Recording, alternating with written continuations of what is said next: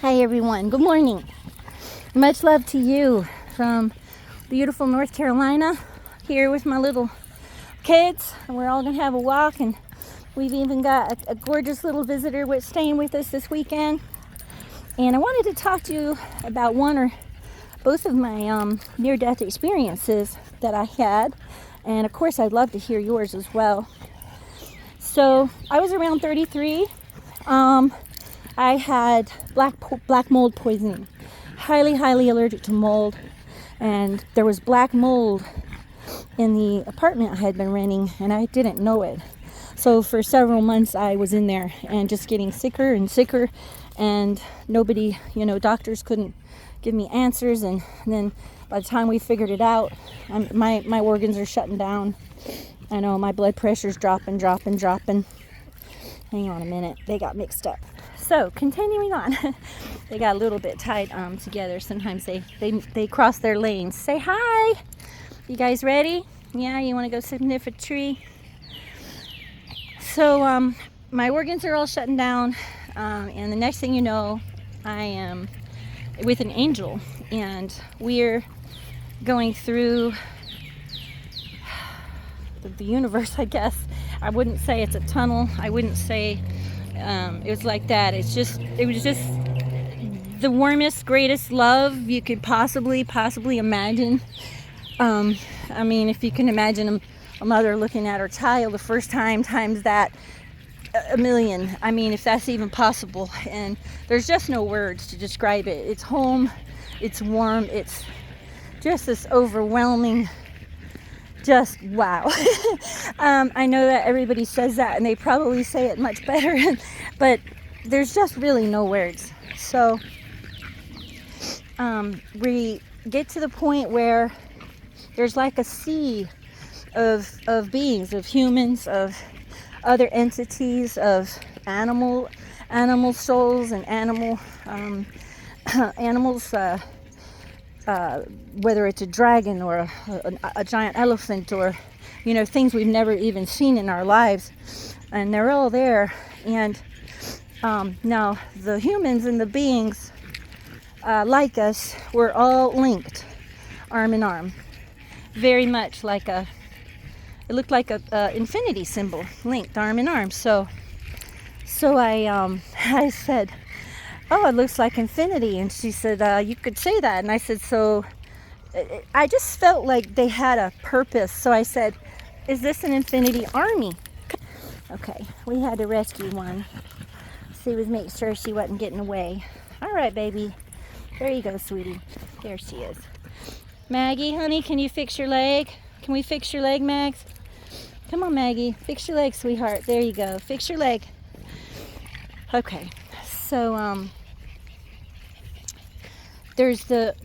it seemed like they had a purpose, like an army, so to speak. They were like in a formation, even though they were in white robes with gold tassels and so forth.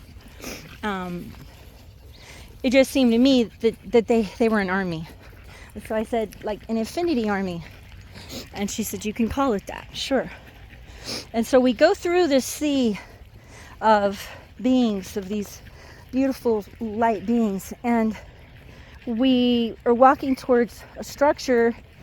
I don't necessarily want to call it, let's just call it a building. It wasn't really a castle, it wasn't really a church, it was maybe a temple, I don't know.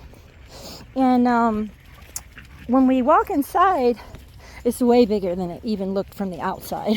And from the outside, it looked like it stretched higher and higher and higher. And then from the inside, it was like the whole universe. It was like everything, everything. And you were everywhere and nowhere, all at the same time. Anyway, 11 feet to 15 feet maybe tall beings stood behind, I guess you would call it maybe an altar, or another altar-like podium maybe. And there were 9 of them, and they were so tall. It seemed like they were even bigger than 11 to 15 feet tall, but that's a guesstimate. And they were just so magnanimous. They weren't really solid to me. They, not like the others. They were just these magnanimous light beings that took on sort of a shape. And I fell at my knees in honor, I don't know, I just fell at my knees and was just so much love. It's so hard to explain. I don't know if it was out of respect or reverence or whatever you want to call it. It just put me right on my knees in joy and in gratitude and just pure love. And so they told me that there was a very big shift coming, that the entire world order was going to change, that things were going to basically be getting bad and then better, that there was a very real battle going on between the light and the dark. And they showed me that. They showed me pieces of that on the inside the temple, I guess we call it, because in the temple, it really, inside, it was everything. From the outside, it looked like a building, but on the inside, there were no boundaries. It was everything. It was everywhere and nowhere, all at the same time. So they're showing me these various battles going on, so to speak, between dark and light. And basically, I don't know if you want to call it a shadow government even here in the States, or what you want to call it. Other people have different names. There's certainly a lot of conspiracies and so forth, but they're telling me that there is going to be this huge transformation of the human species, race, and that all the what do you call them? Institutions. Sorry. When I start getting in my flow state, I have a hard time finding words. So, these institutions were going to fall. Their lies would be exposed. The corruption was all going to start coming out. And did I want to take on a mission, basically? And of course, yes.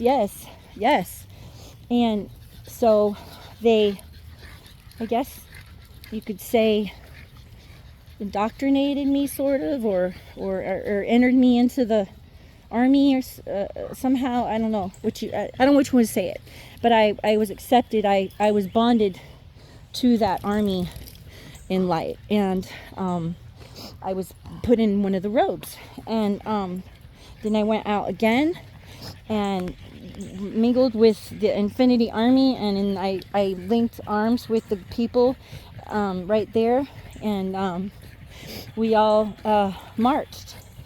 And then the angel took me back, and excuse me, we're doing a roundy round. The angel took me back and away from them, and she said, I need to show you what I need you to do.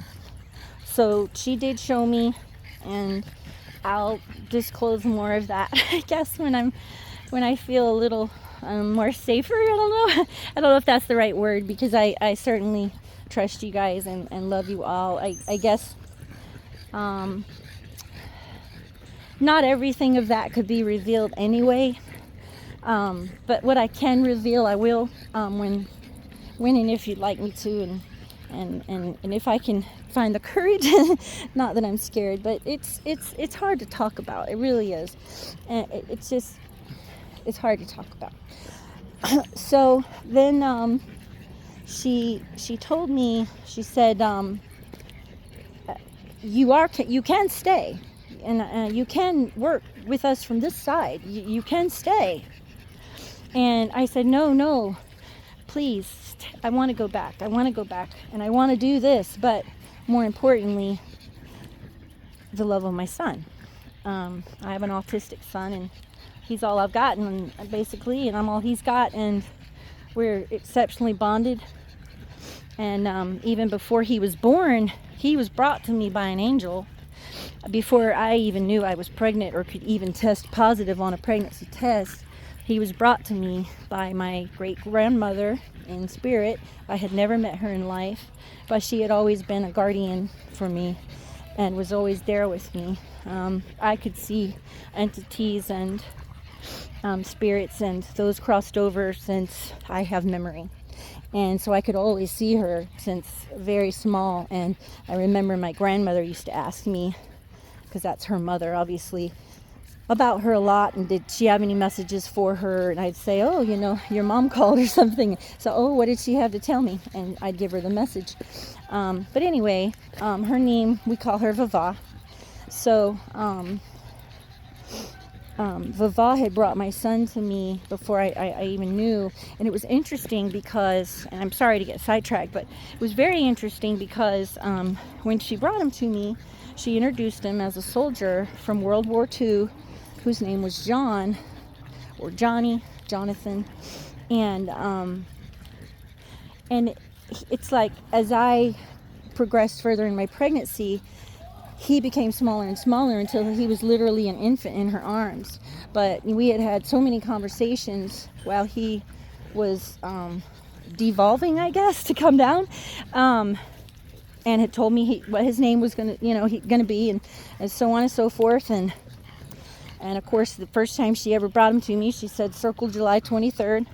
That's when he'll be here, and this is going to be his name, and this is going to be his sole purpose, and this is." She told me all of this, and then he and I worked together with her throughout my pregnancy. And that's a whole nother interesting story, because he remembers that past life very clearly. And even more interestingly, my grandfather and him, because my grandfather fought in World War II and lived, and he fought. And my grandfather was in the hospital. He had Alzheimer's by the time my son was born, and didn't know any of us. But when they brought him the newborn picture of my son, he immediately said, "That's my Johnny boy," and just lit up and just held that photograph every single day until he passed. So his soul recognized and remembered him, and that was a fascinating connection. But back to my coming back. So the angel says, of course, they love is the reason of everything. Love is the meaning of life. Love. Love is creation itself. The answer to everything is love. And so, of course, when I said, well, yeah, my son, the love of my son, and she said, boom, and I woke back up. And to me, that whole process seemed like it took 5 minutes. But when I woke up, over 20 minutes had passed. And so that was the first one. The second time, it was about a little over a year ago, and I had brain surgery. I had a very large tumor in the left side of my head, and it was really pretty big. I'm pretty sure it had its own zip code. It was a big one. And so they busted me open, and I guess it was the anesthesia. But I remember being above myself. I remember looking down at myself, and I remember just being like, oh my gosh, like I don't do well with like blood and and those types of things. So it was really, it was a traumatic to be up there and looking down on my body and seeing it. Hold on, Louie, come here, Louie. Sorry, I dropped him. I didn't want it to go too far. So anyway, yeah, it was crazy looking down on my body like that, and very traumatic, because obviously, let's get you guys some water, okay? I know it's humid, okay? It's shady and cool, but it's just so humid. We're gonna go get you guys some water. So anyway, it was just really traumatic to look at myself that way, and immediately the angel was beside me again, and it was the same one, and so we went back to the temple, only this time there was holes everywhere in the army. There were holes, and it made me sad. Everywhere I looked, there were holes, and I wanted to know why. And apparently, some of the ones were lost. Maybe they were lost for now. I don't know how else to put that. This is really hard to explain that, and it's really emotional. Apparently, I didn't really expect that. I'm sorry, but this army had tatters in it. This army that for all these beings of love, and there were holes everywhere, and some were lost. And when I went into the building this time, in front of the 9 people or entities, they weren't really people. I asked, where is everybody? Because we don't die. We don't die. And he would point, and I would see them doing dark things, or you know what I mean, helping the darker side. Like they got lost in it. Kind of like some people here get lost in, I guess, pendulums of darkness, where they don't realize that sometimes doing nothing is still a choice. Consciously deciding to do something is not for the greatest good, and not from love. So anyway, sorry, that surprised me. Wow. Whew, okay, all right.